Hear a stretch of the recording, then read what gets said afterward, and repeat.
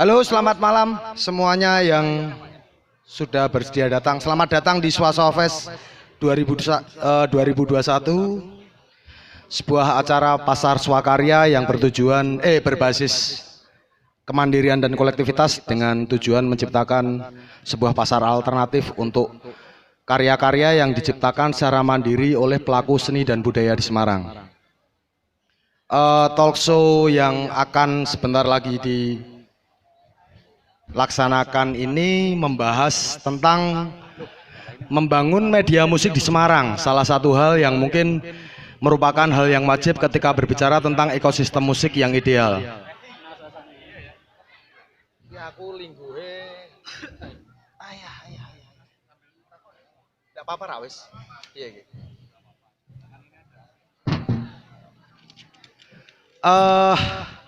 Sebelumnya perkenalkan, saya Kesit. Saya sebagai moderator di sesi ini. Untuk iki apa to ki kok ganjel-ganjel ya? Ora. Oh, kunci motor jebul.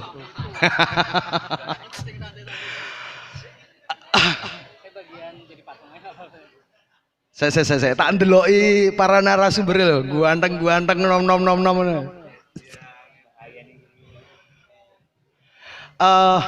Untuk narasumber pertama ada Mas Greg. Dia aktif di High Volta Media, aktif menulis musik di beberapa kanal media. Dia juga aktif di kegiatan riset perkara media alternatif terutama SIN.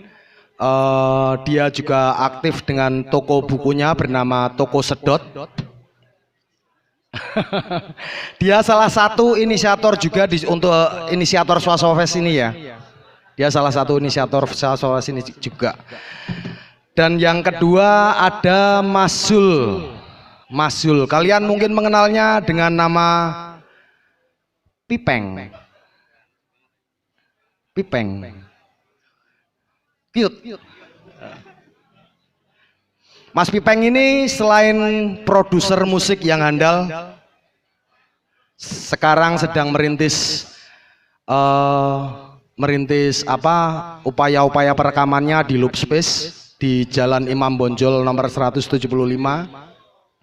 Dia juga aktif menggarap sebuah media yang namanya Urban Loop Lab. Dia salah satu inisiator Kongres Musik Kota yang diinisiasi oleh Loop Space. Yang ketiga ada Mas Deva. Mas Deva ini adalah seorang peneliti dan jurnalis. Dia menggarap sebuah media yang bernama Sekali-Sekali. Dia juga salah satu inisiator acara SCN Mas ya, Semarang Celtic Night jika kalian ingat. Dia adalah inisiator acara itu. Oke, kita buka saja ya.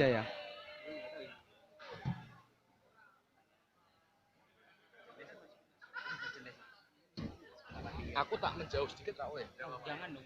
Oh iya, jangan. Biar kesannya ada jarak.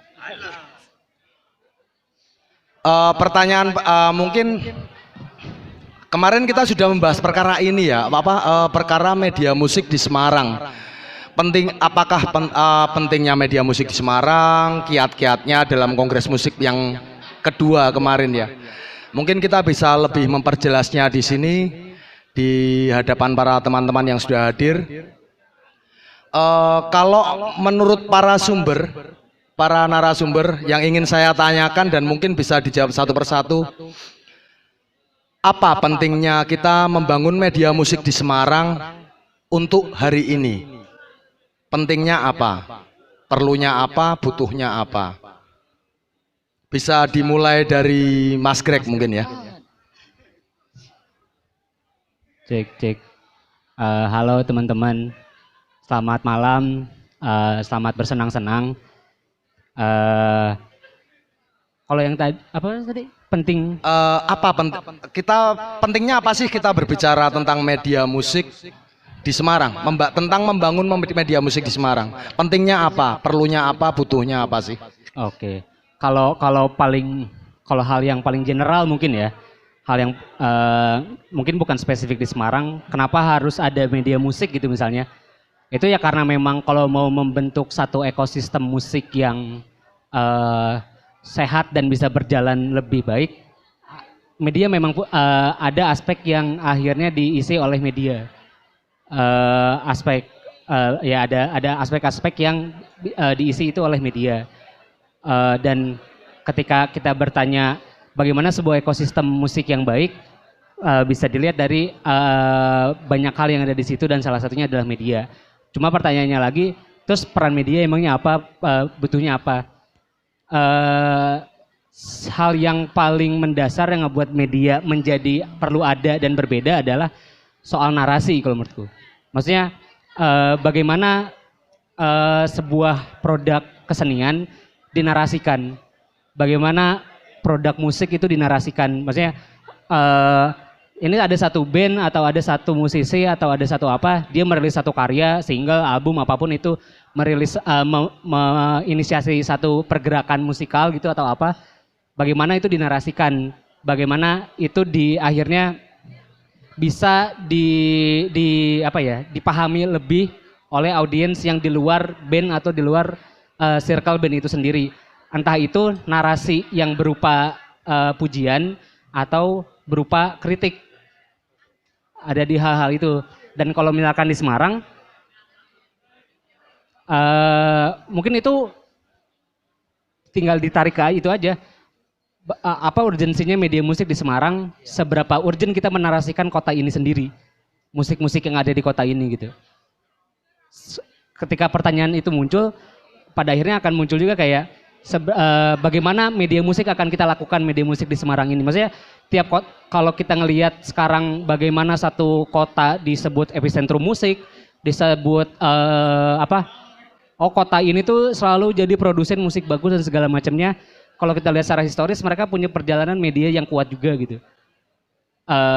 Dari zin, dari majalah subkultur, tiap itu dinarasikan oleh mereka dan itu disiarkan oleh mereka. Jadi bagaimana urgensinya di mana, di ranah gimana kita menarasikan musik yang ada di kota ini ke audiens yang lain, entah bahkan itu audiens kota ini sendiri gitu. Itu general banget sih jadi. Iya untuk oke, pertanyaannya memang general sih Greg. Pentingnya jadi bagaimana kita bisa menarasikan tentang produk musik itu sendiri untuk kota ini ya. Yeah. Oke, untuk Mas Pipeng bisa dijawab pertanyaan yang tadi mungkin apa pentingnya kita bicara tentang media musik di Semarang hari ini gitu. Bom.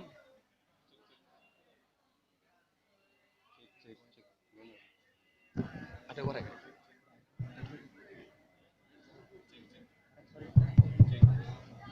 Atau kan? Cek. Sudah. Cek. Oh ya, cek. Cek.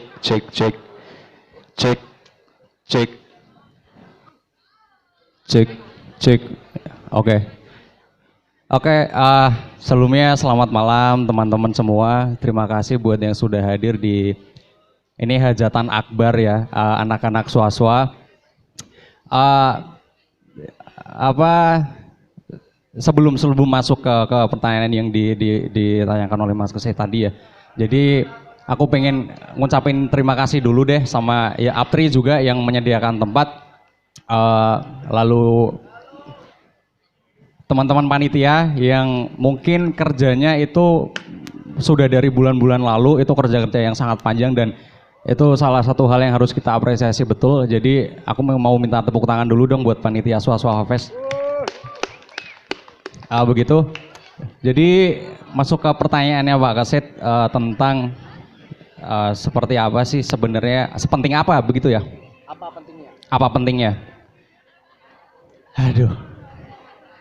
Iya sih. Ini memang masih hangat begitu bahasan kemarin di FGD. Jadi singkat cerita, aku sebagai di Urban Lab dan Deva di sekali-sekali itu sedang menginisiasi ya Jadi FGD Forum Group Discussion yang kita namakan Kongres Musik Kota. Jadi memang iya namanya Senora itu, tapi apa ya? Ya udahlah. Memang kita sengaja sih untuk ngasih nama yang aneh begitu, kalau nyentrik begitu. Jadi dengan harapan memang biar noleh apa nih kongres apa nih kok kayak ya Heroik gitu. kayak penting banget sih Mas kayak gitu. Tapi memang penting sih. Oh penting ya Pak ya? Mungkin penting. Alhamdulillah kalau gitu ya. Ya enggak, tapi ya kemarin itu ada di volume kedua yang mana tema yang kita bahas pada hari itu adalah pentingnya media musik dan daya siar musik Semarang gitu.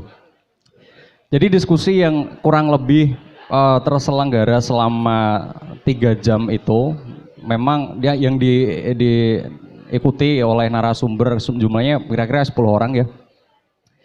Jadi di 3 jam itu sebenarnya ketika itu dikonklusi, pada dasarnya kita semua bersepakat dengan narasi media musik itu kalau kita membicarakan skup yang lebih lebar, dalam hal ini berarti Semarang sebagai kota, itu bisa kita sepakati adalah penting tuh dan harus ada hukumnya gitu. Jadi lalu kan iya kalau kita sudah sepakat kalau media musik harus ada, lalu obrolan bergulir dan banyak ya, jadi banyak opini dari semua narasumber itu yang mempertegas begitu. Pada akhirnya konklusinya itu mempertegas bahwa iya ya penting banget loh. Cuman lalu memang kita harus menyadari jika zaman sekarang itu apa ya, mempunyai tantangan yang berbeda dalam media itu akhirnya mempunyai praktik-praktik dan kerja-kerjanya begitu. Nah, itu yang coba kita telusuri, kita telisik. Jadi sebenarnya kan kalau ngomongin media mungkin karena aku bukan generasi yang ini ya, mungkin seperti Pak Kesit. Ojo ngono itu. Enggak. Mungkin tuh kan kalau dibayangkan gitu diimajinasikan media musik itu kalau dulu ya, karena mungkin era sebelum internet, berarti bayangannya tentang media musik itu ya berbentuk majalah, tulisan, fisik begitu. Lalu zaman sekarang ini juga kemarin kayaknya kalau aku ingat Greg juga menyinggung hal ini begitu. Rilisan yang sifatnya fisik dan bisa kita pegang, kita baca secara langsung itu memang seharusnya jadi hal yang bukan komplementer gitu ya, harusnya saling melengkapi gitu. Dan tapi kalau kita menilik apa ya, daya konsumsi, kemarin juga kita singgung tuh, daya konsumsinya di zaman sekarang, iya kita mungkin iya menulis dalam terlepas dari itu masif atau tidak, sering atau tidak gitu. Cuman saya akhirnya mengalami bahwasanya loh aku udah nulis gitu, aku udah begini. Cuman itu kok rasanya tidak sejalan dengan daya baca begitu. Mungkin hal itu kan semacam kegelisahan gitu ya. Jadi yang mana akhirnya hal itu pertanyaan itu bisa terlontar. Kok sebenarnya penting gak sih? Soalnya aku udah bikin begitu, cuman katakanlah nggak ada yang baca atau sedikit yang baca gitu. Lalu pertanyaan itu tapi coba ku lempar kepada diri sendiri dulu. Oh, jangan-jangan orang-orang nggak mau baca tuh karena ya memang tulisanku jelek gitu. Kan itu bisa jadi jelas, itu juga kemarin dibahas itu. Jadi terlalu panjang kayak intronya deh. Tidak Jadi apa-apa. Monggo. Take your time, Oke. Mas Pipeng. Jadi iya, basic dasarnya itu kalau media musik penting atau tidak gitu, saya bisa bilang penting dan itu sudah memenuhi kriteria dasar begitu. Kan kalau katakanlah ada orang yang, aku menganalogikan sederhana aja. Jadi ada yang bikin produk begitu. Kalau ini konteksnya mungkin agak ini ke bisnis ya. Ada yang bikin produk, tapi kalau produk itu tidak nyampe gitu, ke orang-orang, itu kan juga akan jadi ada hal yang miss begitu. Nah, aku pikir peran media itu bisa jadi, peran media musik itu bisa jadi salah satu hal yang menutup miss itu di sana. Jadi media musik adalah kerja-kerja penyiaran, kerja-kerja mengabarkan sesuatu, yang mana kalau media musik ya berarti yang dikabarkan adalah musik gitu. Nah, Urban Love Lab itu sebenarnya, kalau dibilang media musik aku tidak tahu ya, karena memang mungkin kalau ada semacam kategori gitu ya, media musik mungkin lebih ke high volta, makanya Greg nanti mungkin bisa ngobrol lebih banyak daripada aku gitu. Iya. Andalan banget. Greg ini terus ya, kok ada Greg terus di mana-mana sekarang ya. Ya tapi Urban Love Lab dari dulu memang kerja-kerjanya itu nggak ada yang pasti begitu. Jadi nggak ada yang pasti itu artinya kita tidak mau menutup kemungkinan untuk hanya fokus di musik ya, entah itu akhirnya bisa jadi mungkin salah atau benar atau gimana gitu. Cuman dari kegelisahan itu, tapi akhirnya program-program yang ada di Urban Love Lab salah satunya tetap ada concern yang menaruh musik, mengabarkan musik gitu. Ya berbentuk review, berbentuk essay, ulasan, yang mana objeknya itu musik gitu. Dan kita coba terus untuk ya itu memang kecintaan ya, memang berawal dari kecintaan dulu. Dia suka menulis, lalu kebetulan juga menulis, bermain musik atau mendengar musik setiap hari gitu. Jadi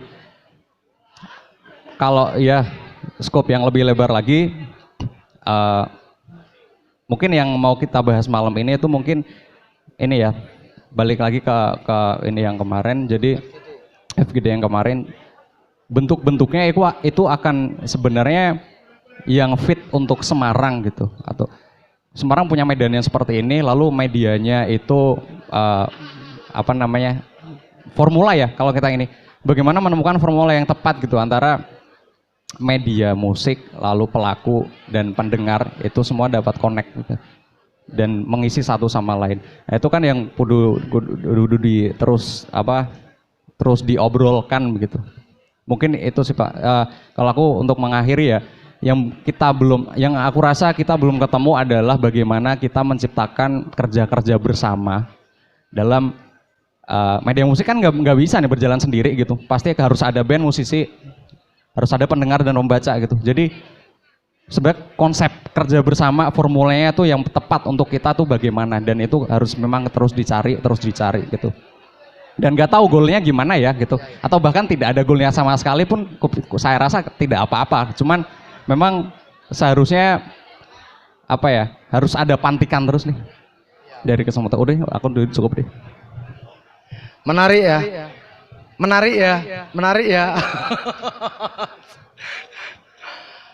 Menarik Mas Wipeng, maksudnya merumuskan bagaimana kerja bersama untuk membentuk sebuah media musik yang ideal. Kerja bersama itu di Semarang memang aku tidak tahu kenapa, tapi memang aku belum pernah menemukan sebuah konteks yang sebuah hal yang itu kemudian di dalamnya mengharuskan sebuah hal yang sifatnya kerja bersama itu dan bisa berlangsung lama. Menarik sih sebenarnya pertanyaan premis yang barusan kamu sampaikan tadi. Bagaimana merumuskan kerja bersama untuk membentuk sebuah media musik yang ideal. Oke, kita beralih ke Mas Deva. Mas Deva, apa pentingnya kita berada di sini malam ini dan membicarakan tentang bagaimana membangun media musik di Semarang? Cek. Matur nuwun Mas Kesit. Nggih, sami-sami. Mungkin gini sih. Ya buat yang belum kenal mungkin kenalin, aku Deva dari Sekali-Sekali Media dan juga Love Space. Sebelum kembali ke pertanyaan seberapa penting media musik, mungkin nanti akan banyak cerita tentang musik itu sendiri. Media musik itu sendiri mungkin porsinya akan lebih besar di Greg sama Pipeng gitu. Tapi aku mau sedikit mundur dulu gitu. Maksudnya aku mau sedikit mundur dulu untuk bahas tentang media itself. Maksudnya ya medianya itu gitu.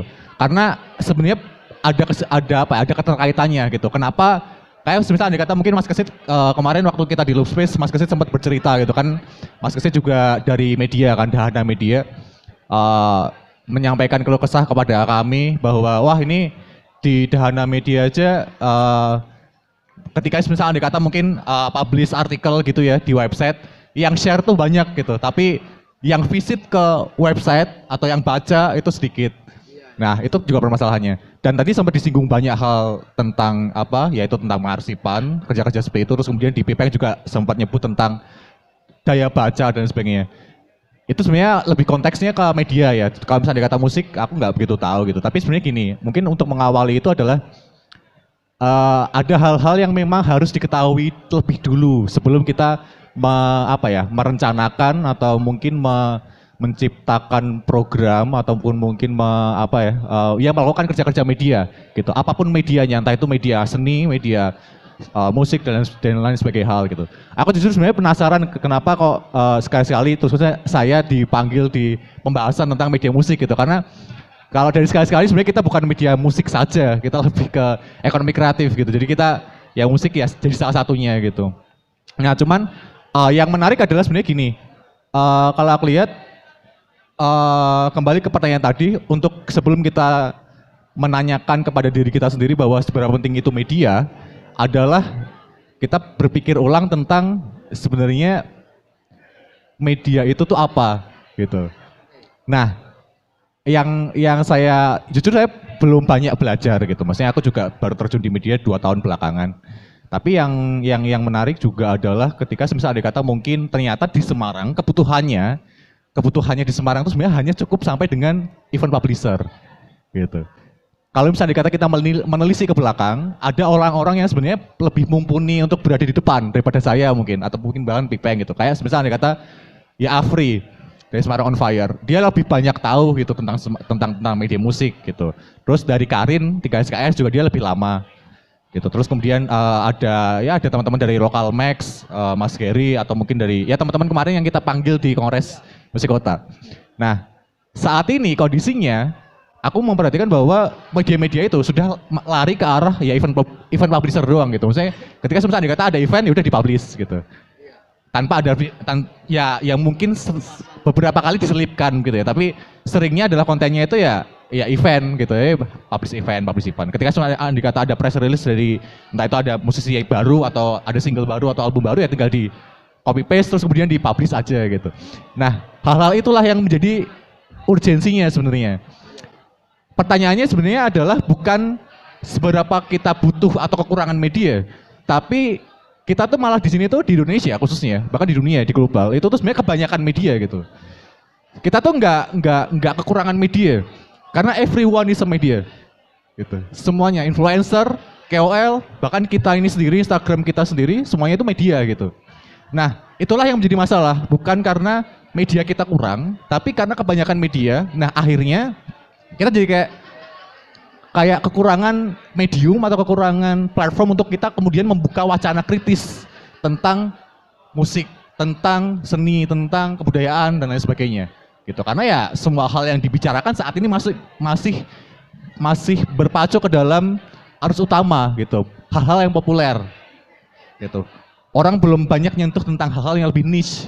Kayak sebenarnya ada kata mungkin contoh ya katakanlah mungkin ya High Volta Media itu salah satu media yang menurutku cukup menarik gitu.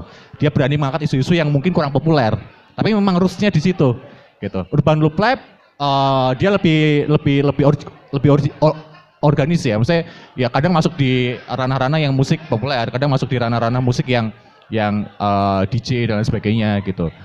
Nah, kalau sekali-sekali itu malah hal-hal yang kadang ya orang-orang memang nggak butuh aja gitu, tapi kita kerjakan. Kayak misalnya kata contoh pada saat dimana dangdut itu sama sekali nggak ramai untuk dibicarakan, aku bikin kayak semacam diskusi kecil gitu sama tapi live Instagram gitu sama teman-teman dari Dangdut Study Center di UGM gitu. Jadi ada sekelompok penelitian musik dangdut di UGM. Nah, aku ajak ngobrol musik dangdut gitu. Yang akhirnya ternyata menarik, kemudian membuka wacana kembali tentang musik dangdut.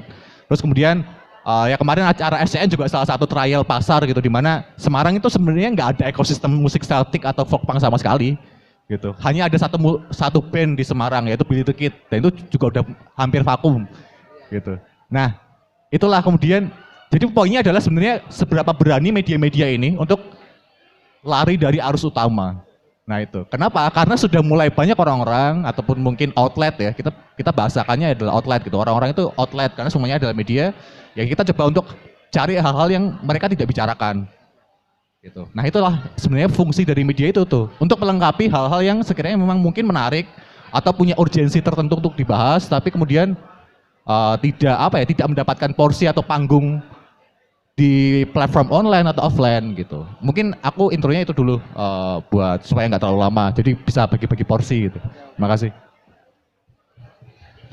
Menarik ya, keberanian sebuah media untuk lari dari konsep-konsep membosankan yang dilakukan oleh media arus utama untuk menjadi sealternatif mungkin ya. Oke. Poin yang penting gue. Sebentar.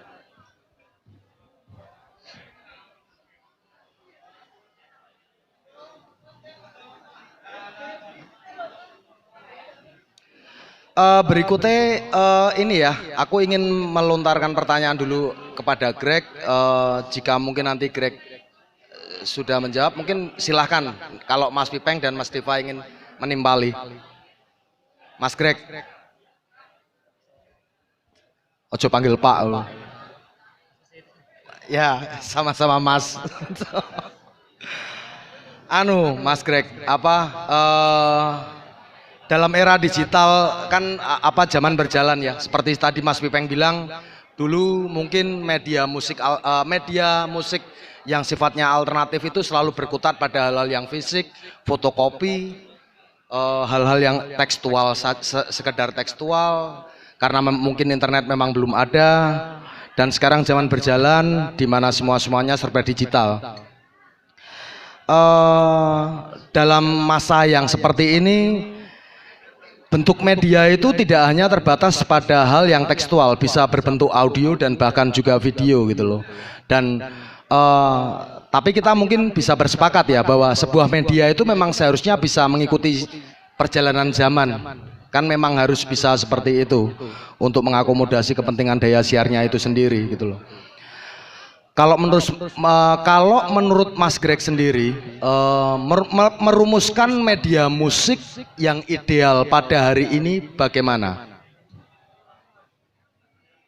Menemukan formulasinya, bentuknya, terhadap tantangan-tantangan zaman yang sekarang ini berjalan. Luar biasa sekali pertanyaannya. Ini bisa jadi kuliah 30 SKS kali kalau ini dilanjut. Ya itu sih, maksudnya wacana soal perkembangan zaman, digitalisasi media dan segala macam, atau bahkan ada yang bilang fisik telah punah, bahkan teks telah punah, kiamat teks lah gitu segala macam di wacana media itu bahkan udah sejak televisi pertama muncul. Maksudnya kalau di sejarah media besar ya, televisi muncul dikabarkan setelah televisi muncul, setelah radio muncul, koran dan majalah akan mati. Lalu setelah itu televisi datang, lalu dikabarkan radio akan mati gitu. Tapi sampai sekarang semua itu masih ada. Berarti kematian itu ada di tangan kita, mau mati apa enggak gitu. Kalau iya betul, kontrolnya di tangan kita sendiri yang melakukan itu gitu. Coba pertanyaannya, mungkin ini juga sih, banyak juga diskursus soal perubahan zaman tuh selalu pada hal yang tadi, selalu di ranah mengganti. Teks harus diganti, audio harus diganti, tapi nggak bisa ngeliat kayak yang tadi gitu. Bagaimana itu sebagai hal yang bersamaan, hal yang beriringan antara teks dengan audio atau teks dengan audio visual, digital dengan fisik. Hal-hal itu sebenarnya bisa bersamaan kalau kita sadar dan tahu kekuatan medium ini tuh di mana? Maksudnya apa yang bikin orang sampai mau baca sesuatu?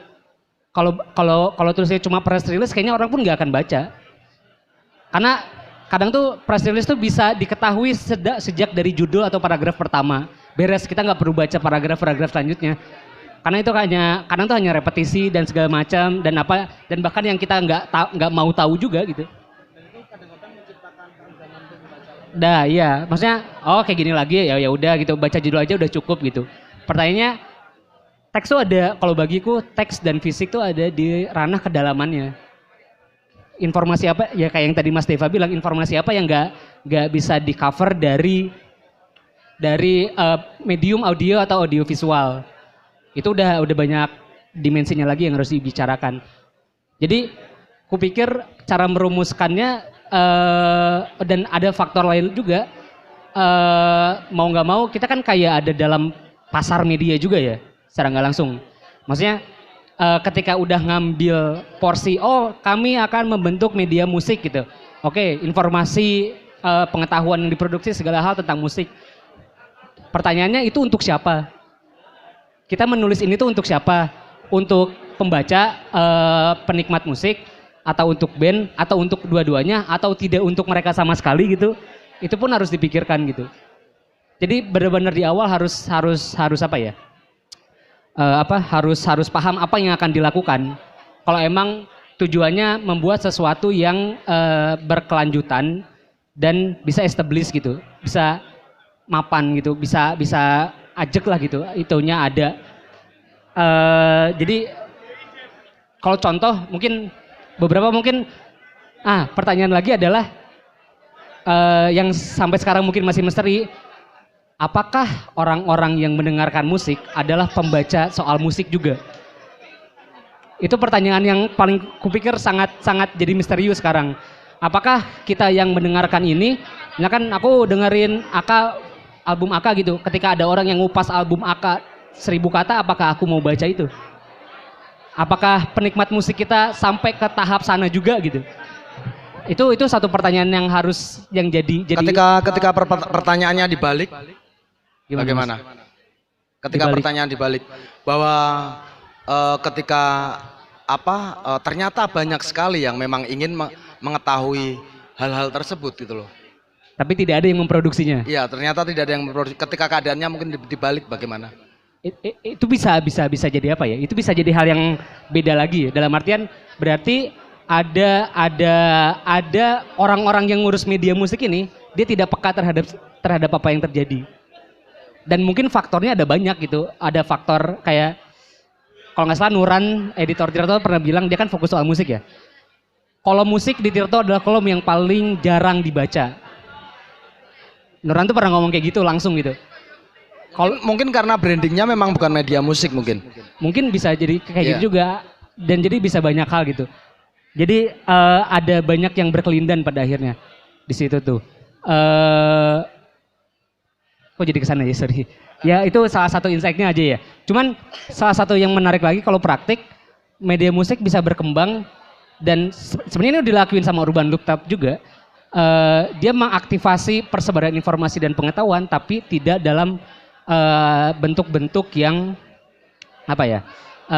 Konvensional dan sekedarnya ya. Iya. Contoh hearing sessionnya yang dilakukan Urban Loop Lab. Aku nggak tahu apakah hearing session itu sesuatu yang umum dilakukan di Semarang atau tidak.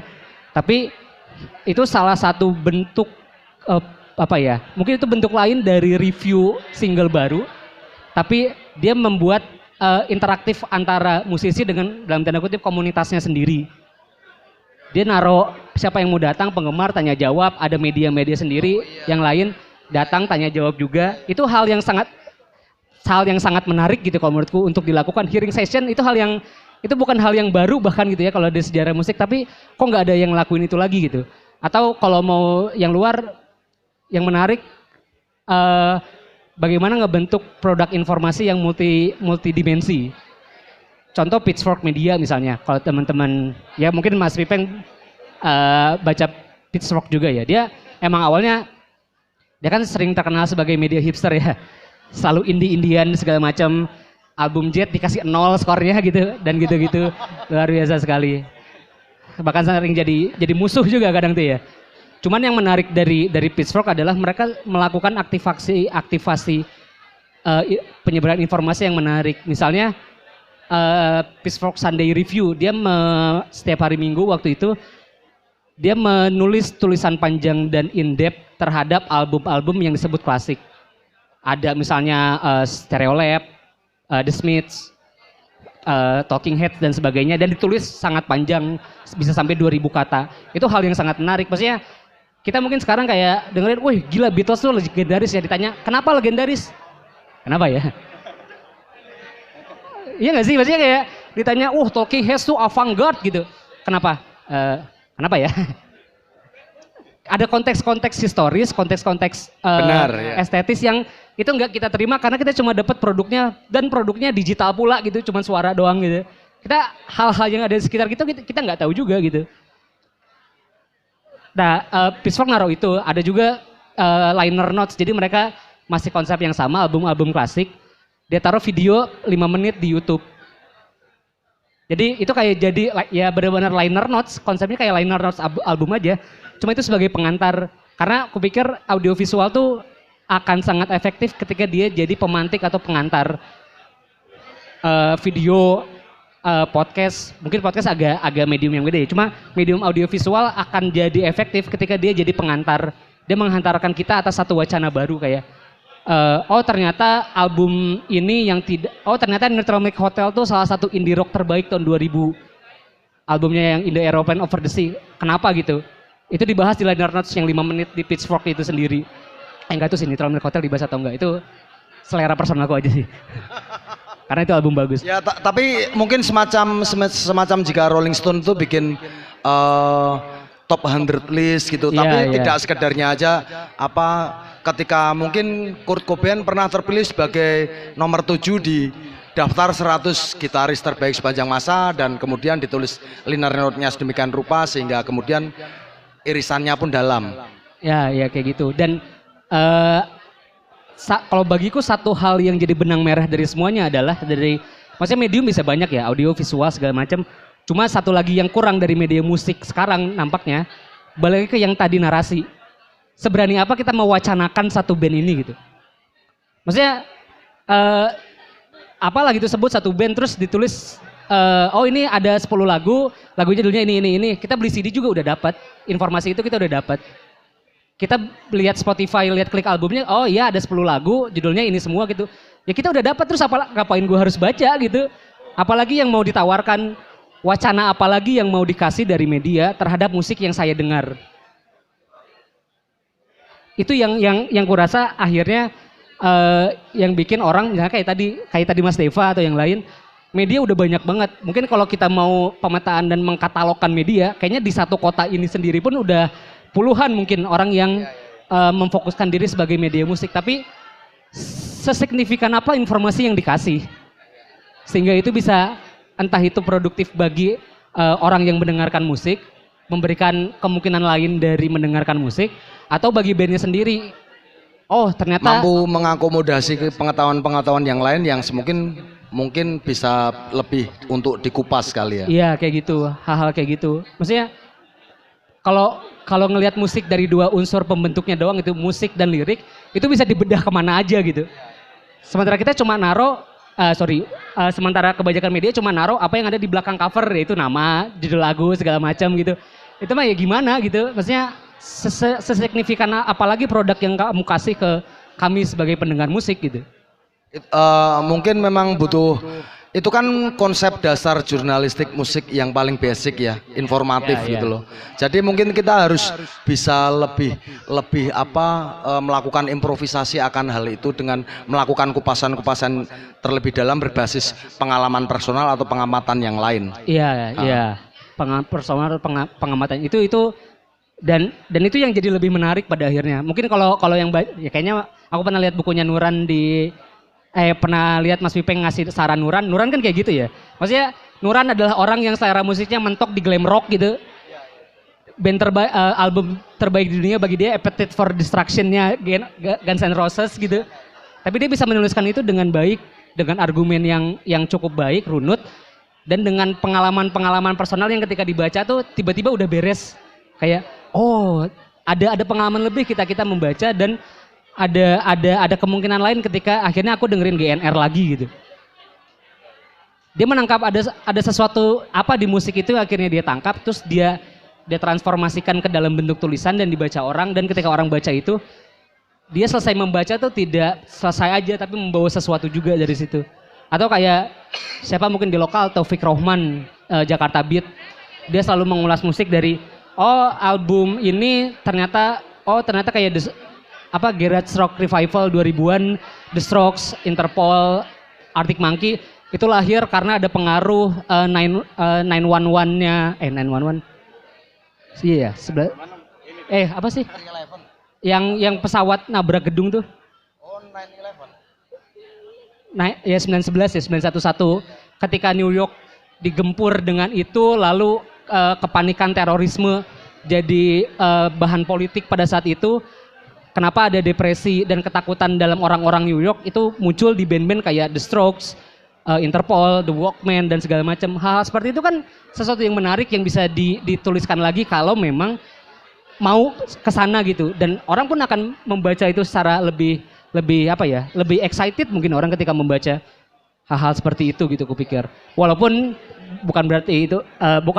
itu akan menimbulkan hal-hal lain seperti jurnalisnya harus meriset lebih dalam. Dia harus misalnya mendengarkan musik tidak selewat tapi benar-benar khusyuk mendengarkannya, mencari informasi-informasi soal kondisi sosial, kondisi historis, kondisi kultural yang melatar belakangi produksi musik itu sendiri gitu. Kayak gitu sih kayaknya. Aku terlalu banyak bacot, maaf ya. Ya enggak apa-apa toh.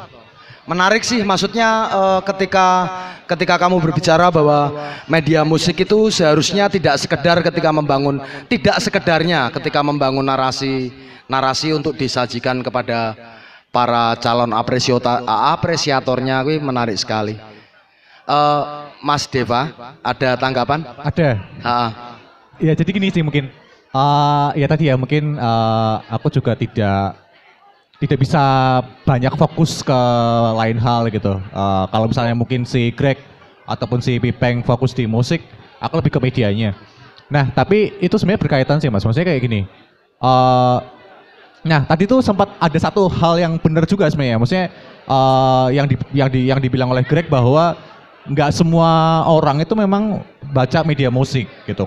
Nah, penelitian dari NPR Consensus tahun 2019 memang sudah ada survei gitu di tahun 2019 yang adain NPR Consensus kalau media musik 68% semua kontennya itu hampir 68% itu yang baca itu musisi gitu.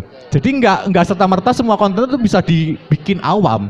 Memang seperti itu. Gitu. Bukan serta-merta tulisannya atau apa, enggak, karena daya tarik orang untuk membaca juga dia akan membaca ketika misalnya ada 3 hal sebenarnya, faktor eksternal, internal, sama filosofikal. Nah yang pertama faktor aku mulai dari eksternal dulu ya.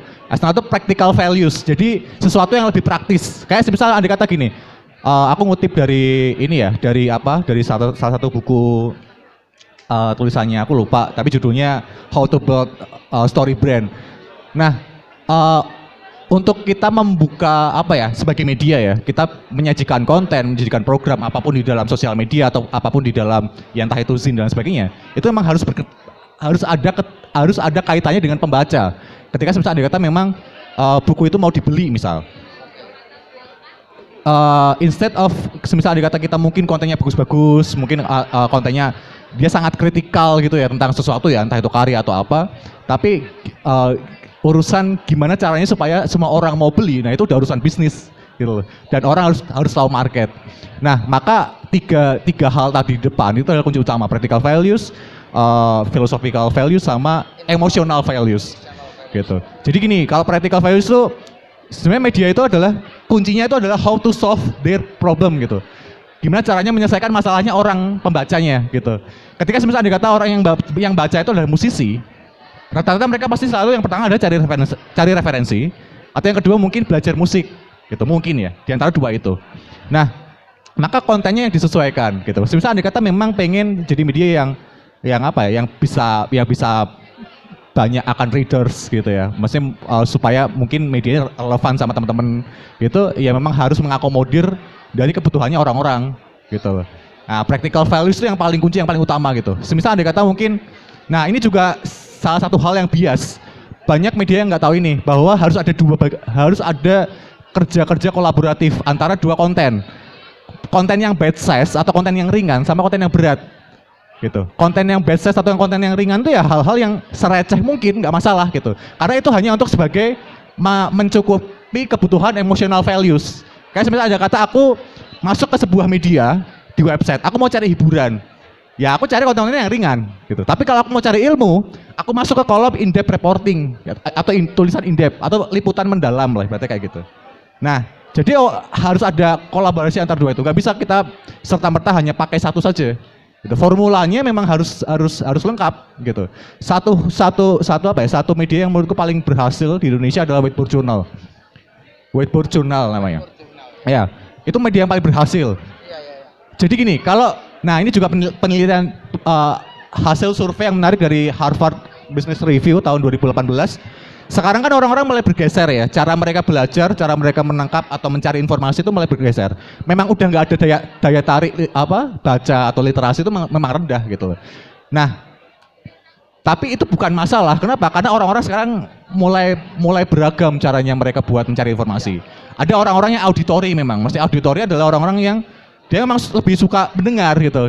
Caranya dia menangkap informasi atau belajar adalah lihat YouTube atau mungkin dengerin podcast gitu. Tapi ada juga orang yang tekstual, maksudnya orang-orang yang ya dia belajar via teks gitu. Ada orang-orang yang visual. Jadi dia yang belajar yang dia harus lihat gambar nih gitu. Rata-rata otak kiri atau otak kanan tuh. Nah itu. Nah sekarang trennya sudah mulai bergeser. Orang-orang itu dari Harvard itu penelitiannya pokoknya sudah berapa persen gitu, itu gede banget angkanya. Itu memang sekarang itu udah mulai orang-orang tuh larinya ke arah auditori sama visual. Sudah bukan orang yang tekstual, orang-orang tuh udah mulai tertarik untuk baca sesuatu yang tekstual. Meskipun sebenarnya itu memang penting gitu. Untuk apa? Untuk kemudian kita membawa wacana yang sifatnya lebih kritis gitu. Nah, kalau aku sendiri pribadi, ya itu tadi sih kembali ke tadi ya, bahwa aku menyebut bahwa alternatif media, independent media itu penting. Tadi aku lupa menyampaikan bahwa sebenarnya kenapa sih kok itu penting? Karena gini, kalau misalnya dikata aku lihat trennya, sekarang orang-orang trennya sudah lebih lari ke media independen atau media alternatif. Media-media yang kecil itu sekarang lebih menjadi daya tarik orang-orang, gitu. Selama kontennya menarik, selama kontennya bisa menjawab kebutuhan tiga itu tadi, gitu. Nah, itu kenapa juga? Itu adalah karena ya itu kembali ke tulisannya Noah Chomsky sama Edward Herman yang judulnya Manufacturing Concern. Itu tulisannya tentang Manufacturing Concern, the Political Economy of Mass Media. Jadi kenapa orang-orang sekarang sudah mulai bosan atau sudah mulai jenuh dengan mass media atau media yang sifatnya lebih ke arah arus utama adalah karena syarat akan politisir gitu. Semua media-media besar itu yang punya ya big korporasi dan mereka punya kepentingan. Kepentingannya itu dibahas tuh di buku itu gitu. Ada 5 hal. Akhirnya muncul ketidakpercayaan distrust terhadap media. Akhirnya critical journalism is dead gitu. Oh, di mass media itu critical journalism is dead. Jadi orang-orang reporter bahkan jurnalis, mereka nggak kepikiran buat bikin atau melakukan reportase mendalam yang sifatnya lebih kepada kebutuhan. Tapi yang memang dibayar lebih besar untuk bikin konten ya udah itu yang dikerjain gitu loh. Pesanan ya. Pesanan. Akhirnya larinya ke pesanan gitu. Semua media yang massal semuanya kayak gitu. Nah, satu media yang menarik di Indonesia yang sukses juga itu adalah Manual Jakarta. Manual Jakarta tuh sifatnya dia lebih kepada city guide. Jadi dia bikin kayak city guide dari kota Jakarta gitu. Kerennya adalah itu yang aku adaptasi juga di sekali. Mereka bikin review, mereka bikin konten, itu semuanya yang mereka nggak mau dibayar. Nggak ada endorsement sama sekali, nggak ada feature post sama sekali. Gitu. Kalau misalnya dikata ada orang luar atau brand atau apa, aku minta di review dong tak bayar, mereka nggak akan mau. Gitu. Kenapa? Karena pasti ada konflik kepentingan. Gitu. Akhirnya mereka nggak bisa kritik. Gitu. Kenapa? Karena ya Ya kalau misalnya dikata udah dibayar, posisi relasi kuasanya udah berbeda gitu loh. Hierarkinya tuh udah beda gitu loh. Jadi orang nggak bisa anjing nih padahal kayak elek banget gitu loh lagu ini gitu loh. Tapi aku dibayar gitu loh. Daya kritik itu ketika berhadapan dengan uang itu memang dilematis ya. Yes. Dan untuk kesana itu susah. Jujur ya, aku di sekali-sekali ini aku cerita juga. Ya beberapa kali kita sempat ada seperti itu. Maksudnya sempat ada tawaran, bahkan sempat ada pemodal besar yang mau ini, tapi kamu medianya kamu fokus di coverage tentang berita-berita ini ya gitu. Ya brand yang biasa event-event pensi lah. Nah, itulah yang kemudian akhirnya posisiku dan teman-teman diuji gitu di situ. Wah anjing nih, semisal andai kata aku bisa nggak ya cari jalan tengah gitu loh. Bisa nggak ya, misalnya andai kata oke nih, tak okein nih, aku butuh duitnya. Tapi di sisi lain aku nggak mau idealisnya berubah gitu loh. Pengennya tetap gimana caranya critical journalism-nya tetap berjalan. Ya tapi mau dipikir gimana pun caranya, request tuh tetap request gitu. Jadi wah anjing nggak bisa, ya udah aku nggak akan terima lah. Maksudnya memang karena kan kalau di sekali-sekali kita memang kuncinya adalah critical journalism itu tadi gitu. Jadi kita nggak akan lari ke arus utama, tapi kita pengen memang sesuatu yang memang ada urgensi untuk dikritik atau ada urgensi untuk diapresiasi gitu. Misalnya ada kata bagus ya, oke kita tulis bagus, kita sebarkan karena bagus gitu. Kalau memang jelek, yaudah kita sebarkan supaya orang-orang tahu gitu loh bahwa memang itu kurang gitu kayaknya. Saya ada kata-kata seperti itu. Jadi ya itu sih posisi itu yang sulit ketika misalnya ada kata kita udah berada di dalam sebuah perusahaan media gitu. Dan media itu memang bisnis gitu loh.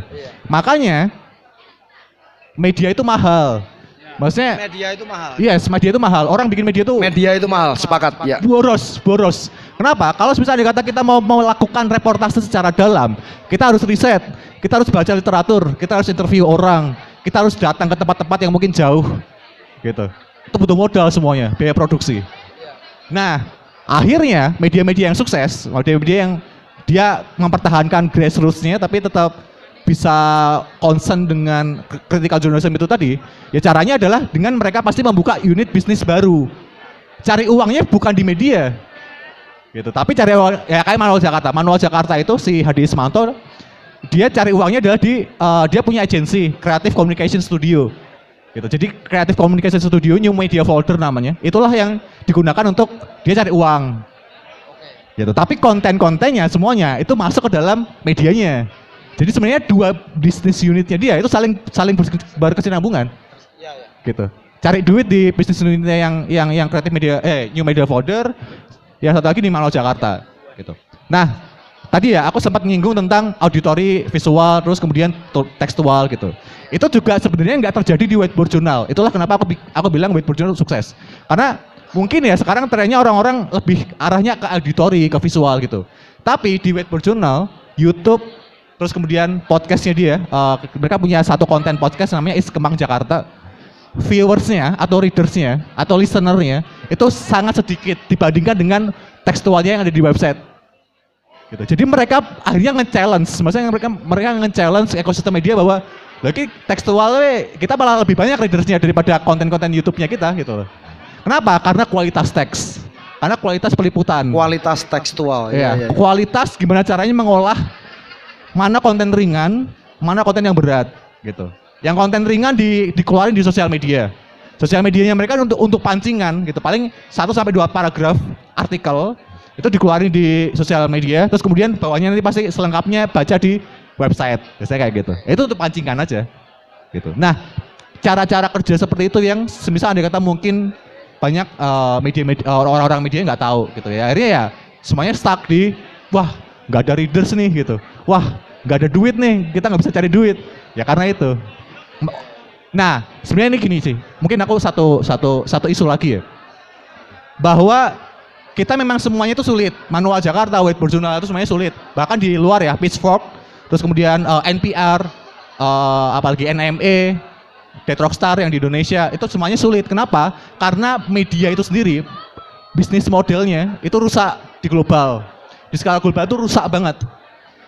Kenapa coba? Karena para pemilik modal ya, advertiser, terus orang-orang yang punya konten, orang-orang yang menguasai orang-orang yang punya aset lah, yang seharusnya mereka bisa saling share modal atau saling share profit atau saling share informasi, itu mereka fokusnya adalah di followers, fokusnya ada di jumlah like, engagement rate gitu. Karena ketika ilmu statistik biasanya memang mengandalkan itu kan. Yes, statistik. business Iya. is business. Iya, ha. Tapi akhirnya itu merusak critical journalism itu sendiri. Iya. Gitu. Iya. Akhirnya orang-orang distract bahwa gimana ya caranya bikin konten yang bakalan banyak di like gitu, yang kok engagementnya gede gitu. Nah akhirnya orang-orang lari ke pasar, lari ke arus utama supaya ya itu tadi supaya rame gitu, supaya konten-kontennya itu rame. Nah itulah kenapa independen mati juga gitu. Kenapa? Karena ya itu tadi. Nah sebenarnya apa ya runtutannya sebenarnya seperti itu gitu. Dan itu udah terjadi dari tahun 1988. Menarik. Bahwa sebuah media harus bisa mengakomodasi kebutuhan apresiator dalam 3 aspek ya. External value, internal values, practical values, emotional values, dan philosophical values. Oke, ya. Menarik. Mas Pipeng ada tanggapan? Ada sedikit. Oke. Iya ya, Dev Aki pinter banget, aku udah dibiayain ngono. Ojo pinter-pinter, Dev. Iya ya, berarti udah mulai ngobrolin tadi, berarti lanjut. Yang tadi tuh aku ngobrol yang memang seharusnya kalau kita sudah bersepakat kalau media penting, lalu kita seharusnya sudah ada pada tahapan bentuknya itu sendiri gitu, atau berarti kalau kita ngomongin bentuk ya konten gitu kan. Jadi aku tuh pernah kepikiran sebenarnya media musik dengan jurnalis musik itu satu paket gak sih? Jadi orang yang katakanlah bekerja di media musik itu secara langsung otomatis akan bisa disebut atau dia berhak untuk melabeli diri sebagai jurnalis musik atau enggak sih? Soalnya kalau kamu tadi nyinggung siapa Nuranu Wibisono gitu, ya itu adalah salah satu kalau aku bilang ya, aku salah satu fans terbesar beliau begitu.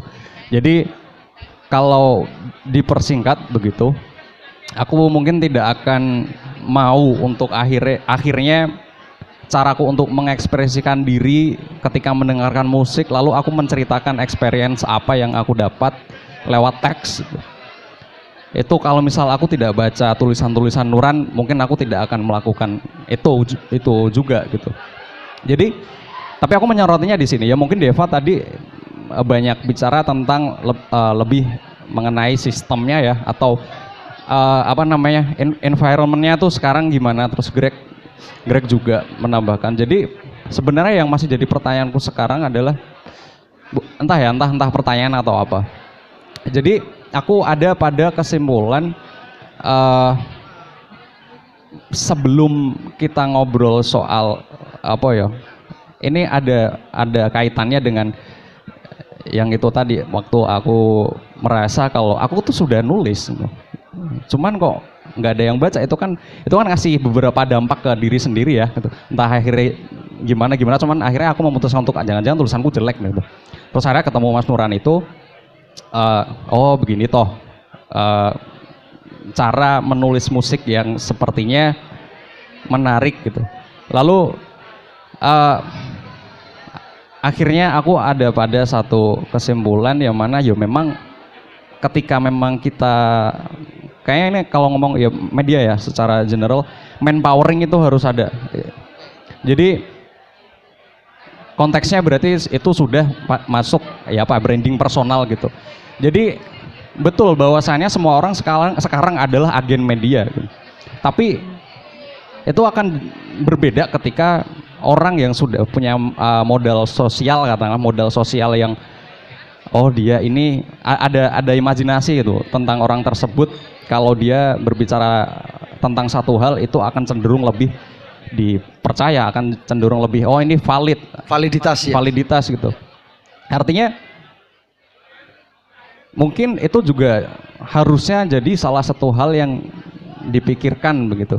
Artinya konteksnya branding personal ya. Kalau ngomongin branding berarti ngomongnya ya konsistensi lagi. Gak mungkin kalau sekali lewat akhirnya bisa membentuk sesuatu gitu. akhirnya kalau itu ku kembalikan pada pengalamanku sendiri, yo akhirnya pernyataanku di awal kok, atau mungkin ketakutan atau kegelisahan yang mana lo, ya aku sudah mengabarkan atau aku sudah menulis bla bla bla, cuman kok masih sedikit yang baca. Oh berarti memang ya aku ada yang harus aku tempuh adalah yaitu mungkin aku kurang konsisten kali ya. Aku kurang apa ya, in depth lagi kalau misal menceritakan, kalau misalnya konteksnya menulis ya, menulis musik ya, mungkin aku kurang dalam gitu. Jadi semuanya tetap ku kembalikan ke diri dulu tahapannya gitu. Oke. Mungkin itu aja sih, kurang masih lama atau gimana ya? Ini ya apa karena waktu yang semakin mepet Ki. Sebenarnya masih banyak sih pertanyaannya. Tapi mungkin harus berdamai dengan waktu ya. Kita lanjut nih kongres musik berikutnya ya, Bang Deva. Siap. Tapi ini ada pertanyaan terakhir ya. Maksudnya semoga kalian bisa menjawabnya. Maksudnya bisa memaparkan pikiran-pikiran kalian tentang hal ini. Seperti yang beberapa tadi kalian paparkan, ada beberapa poin di mana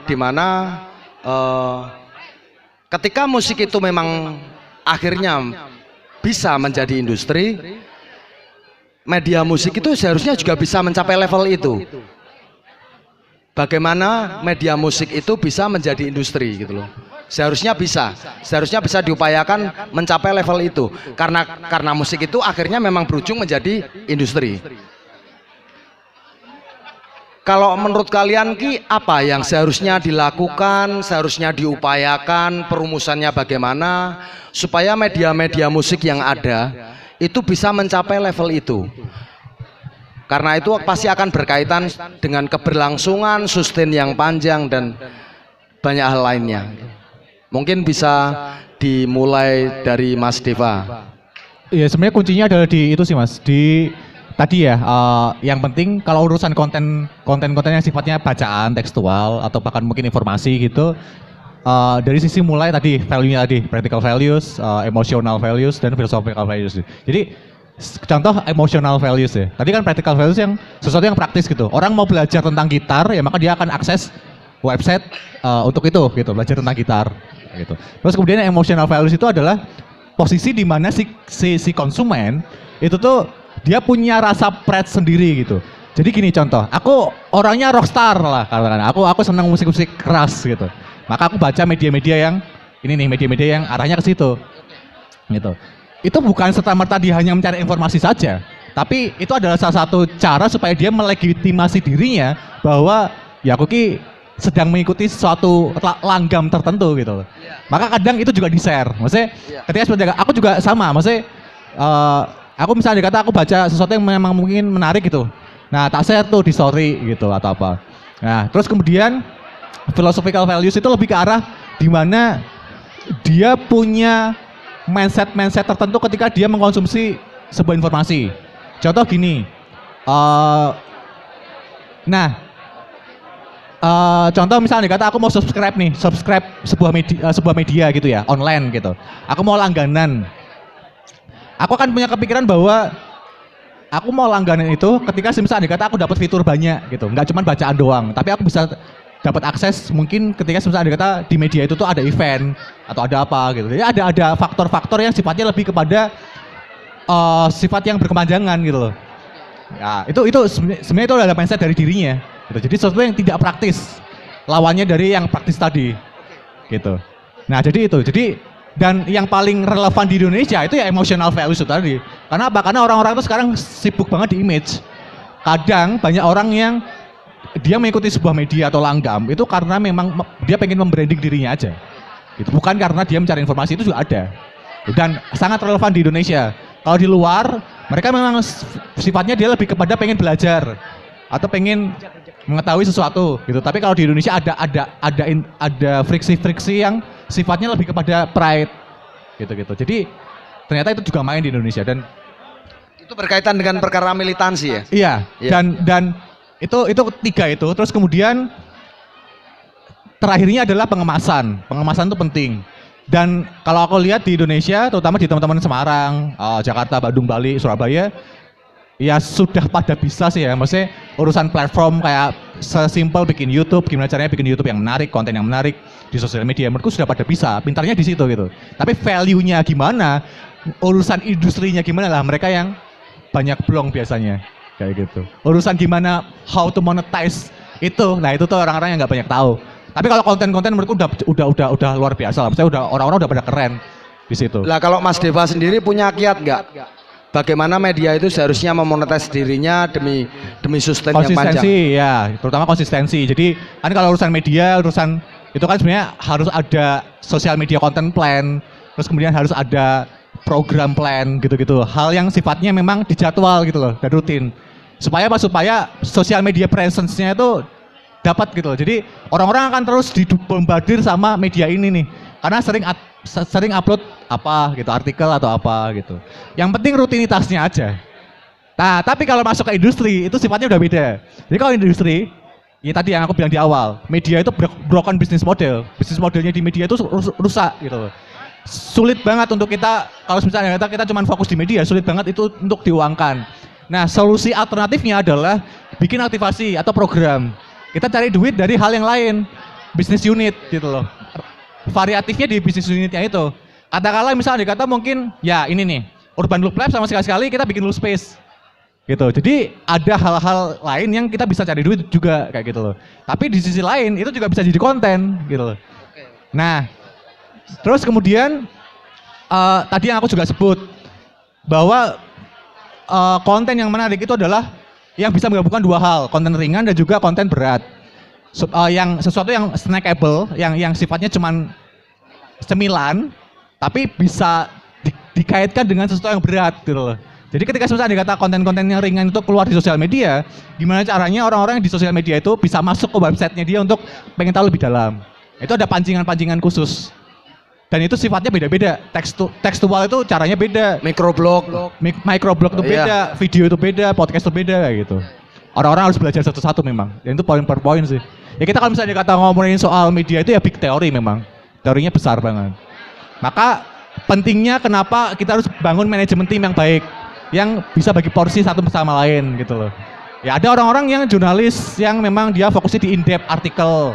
Ada jurnalis yang sifatnya dia di konten-konten receh aja lah atau konten-konten ringan gitu.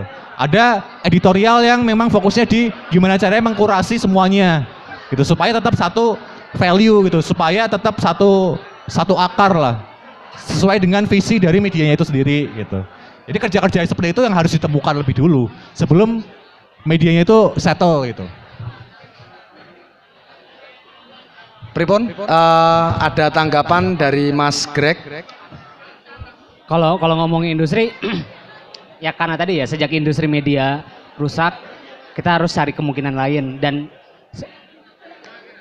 media independen pada akhirnya kalau ranah independen ya karena yang mainstream sebenarnya ini nggak cari duit di soal jualan informasi sekarang nggak semua media melakukan itu kecuali media-media besar yang berbasiskan subscribe gitu. Dan mereka pun sudah besar duluan kayak New York Times, Washington Post dan sebagainya.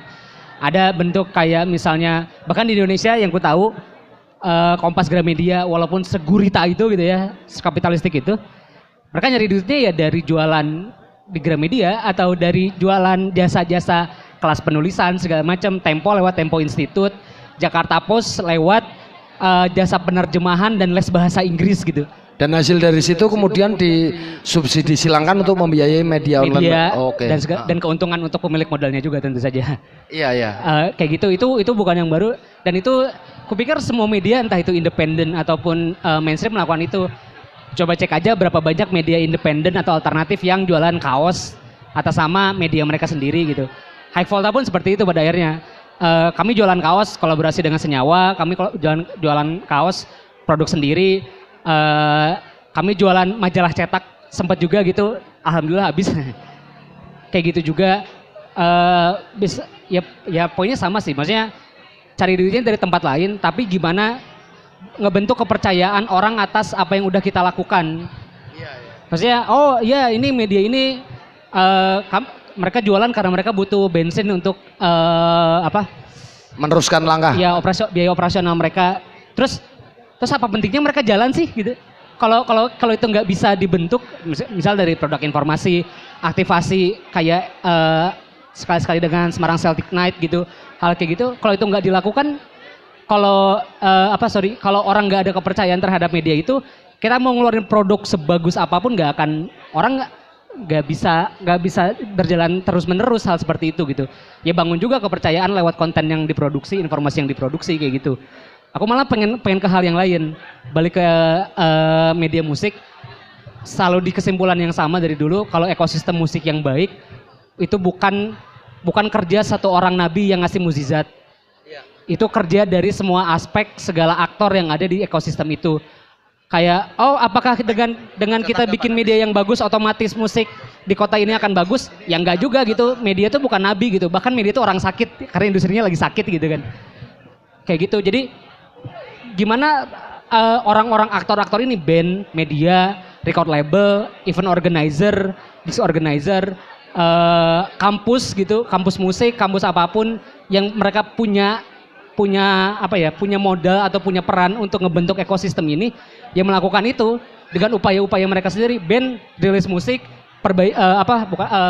tingkatkan terus kualitas musiknya, jadi orang-orang di media juga bisa nulis, bisa menarasikan itu dengan lebih bangga lagi, bukan karena politik pertemanan gitu, karena temanku ku bagus-bagusin gitu.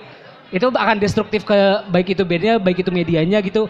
Record label meneruskan lagi bagaimana manajemen produksinya segala macam. Dan itu aku pikir kalau mau ngomongin ekosistem, di situ perannya gitu. Nggak ada satu nabi yang akan menyelamatkan ekosistem. Dan ketika obrolan soal music merchandising ataupun obrolan soal media, itu obrolan untuk menggulirkan wacana gimana cara ngebentuk ekosistem yang baik di aspek-aspek yang bisa dibicarakan ini dulu gitu. Mungkin nanti akan ada lagi pembicaraan gimana soal distribusi musik, gimana soal ngebentuk record label gitu, dan segala macamnya. Aku cuma pengen nambahin itu aja sih. Kalau bisnis model kayaknya orang-orang di media punya caranya sendiri, dan intinya itu nyari duit, bukan dari produk informasi lagi gitu. Itu sih. Keren. Visioner. Oke, konco-konco, ini karena waktu yang sudah semakin mendesak, walaupun mungkin ada beberapa pertanyaan sebenarnya masih ingin dilontarkan lagi, tapi untuk kelanjutan acara kami akhiri sampai di sini. Semoga teman-teman bisa menyerap sesuatu dari apa yang baru saja dipaparkan tentang media musik di Semarang. Tepuk tangan untuk para narasumber. Maaf banyak bacot.